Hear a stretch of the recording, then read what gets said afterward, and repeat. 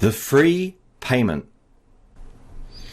So within Zenler, you have the ability to add a free payment plan option inside of Zenler. We're going to go to the course and we're going to go into this course and we're going to go to the pricing tab here. Now you'll see at the moment we have no pricing plans added. If we check out the actual page, because this course is published, you'll see on the sales page when you scroll down that you have no option inside here. And this is because there is no pricing plan set up. So let's set up a free option for this. Let's add a new plan. Let's see over here we have this free option. We're going to click this and click next. Now once we're in here, we now have the option to add a name, description and the rest of the details. So let's start by adding a name in here and let's see inside here how it looks when we've finished. So you'll see I've just put in here get access for free. I have not touched any of the other details. This is so I can show you how they look when they form in here. I'm going to click finish and you'll see now that we have this new payment plan and the type is free. Let's now have a look, as this is available, what happens inside the platform when I refresh the page. Now you can see the title has been labeled get access for free and it says free here and free here. Let's make a few little changes to this now by going into this and editing this plan that we just set up. So the next thing I'm going to do is I'm going to change the button for the label. I'm going to put pay nothing. Okay, I'm going to update that now and we're going to see what that looks like in the page when I refresh. So now you can see it says pay nothing. So that's gone in nicely. Let's go and add something else now. Let's go into the description. This course is available for free. And let's click update and see are those changes reflected on the front end when I refresh the page.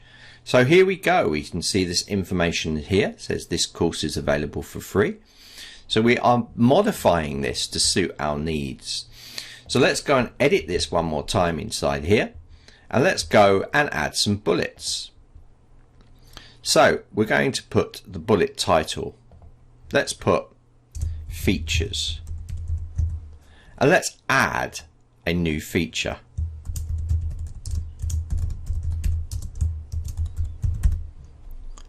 Let's add another bullet point.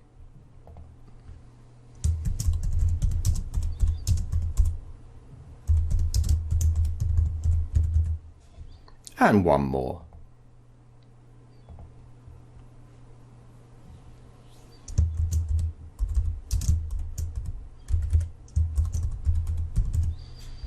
Okay, let's save this now and see those changes reflected on this page. Let's refresh. And now you can see we have these lovely bullet points all set up for us inside here. Let's edit one more time and go through some other options. Enrollment limit. If we turn this on, we can set the number of enrollments that this payment plan can take. If for instance I was to put 10 in here and update, it would mean that only 10 people could enroll for this payment plan and this course, and after that point no one could use the payment plan. You'll see no changes are reflected in the front end. As soon as it reaches 10 students, this payment plan will be disabled. This is the number of enrollments. Next, let's have a look at the availability.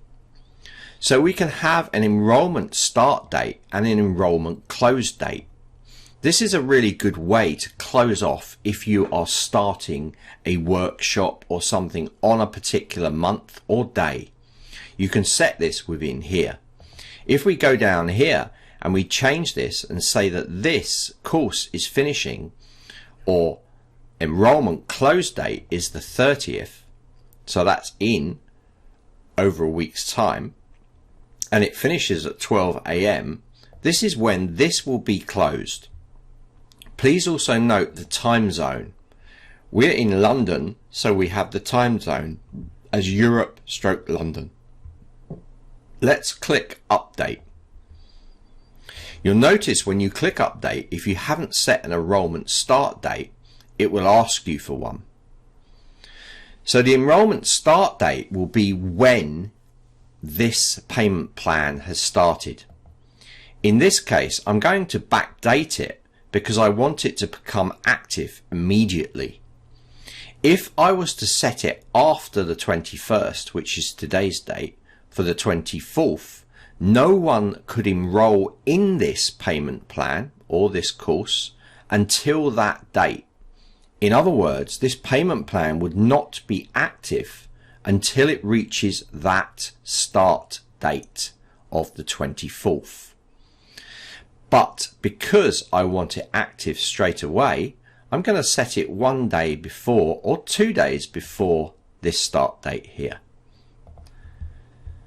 This in effect means that this is already active and it just has a close date when this is being closed off on the 30th.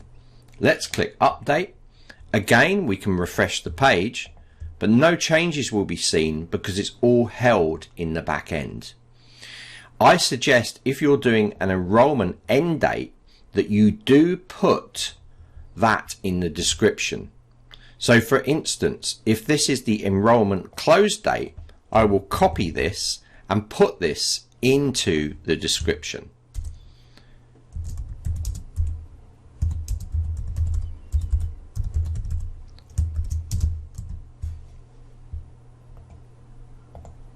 Like so.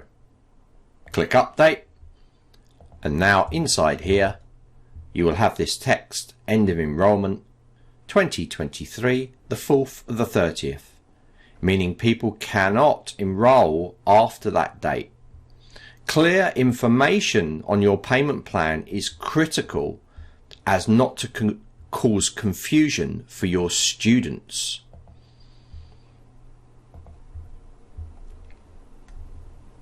Down here we have set tiers.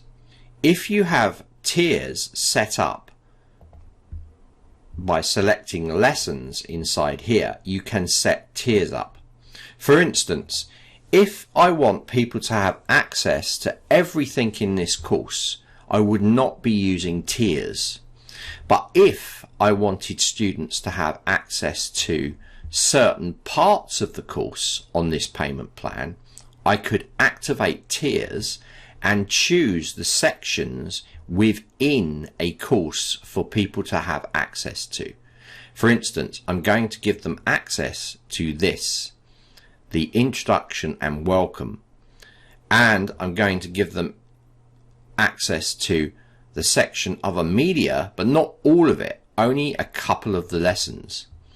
Now when they buy this course, they will only be able to view which ones I've given them access to via a tiered form. So why would tiers be a good thing to use? Say for instance you have 3 sections, and within those sections you have lessons. You might want to do one tier at say $10 and just give them access to section 1. You could call this bronze membership. Then you could do another plan and give them access to the first section and the second section, and you could call this silver. And then finally gold, you could give them access to everything.